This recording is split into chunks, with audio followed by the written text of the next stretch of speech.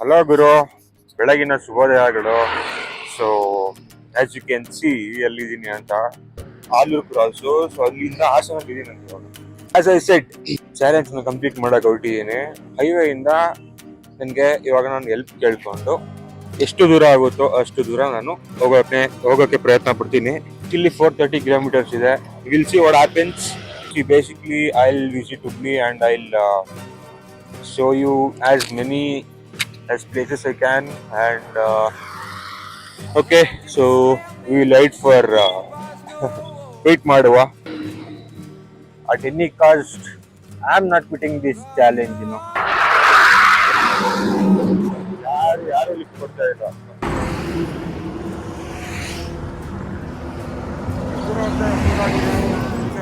ಯಾರು ನಿಲ್ಸಲ್ಲ.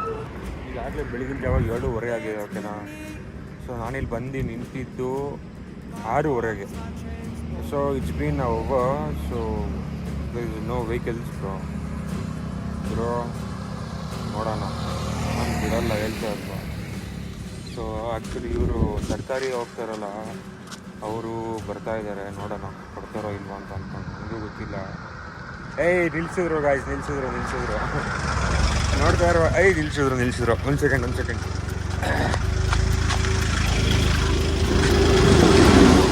ಸರ್ ತುಂಬ thanks.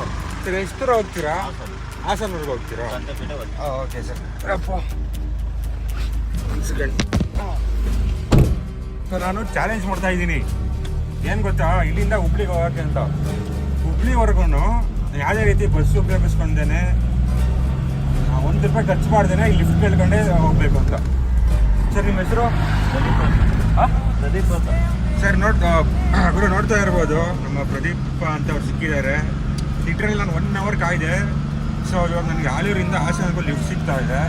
Sir ತುಂಬ ಥ್ಯಾಂಕ್ಸ್. ಸೊ ಓಕೆ ಗೈಸ್, ಅಲ್ಲಿ ನಾನೀಗ ಹಾಸನ್ಗೆ ಹೋಗಿ, ಸೊ ಅಲ್ಲಿಂದ ಮತ್ತೆ ನಾನು ಬೇರೆಯವ್ರಿಗೆ ಲಿಫ್ಟ್ ಕೇಳ್ಕೊಂಡು ನಾನು ಹೋಗಬೇಕು.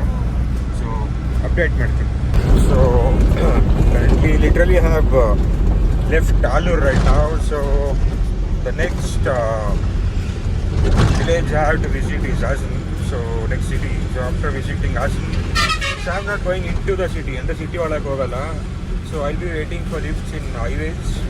ಓಕೆನಾ, ಹೈವೇಲಿ ನಿಂತ್ಕೊಂಡು ಲಿಫ್ಟ್ನ ಕೇಳ್ಕೊಂಡು ಸೊ ಐಲ್ ಟ್ರಾವೆಲ್.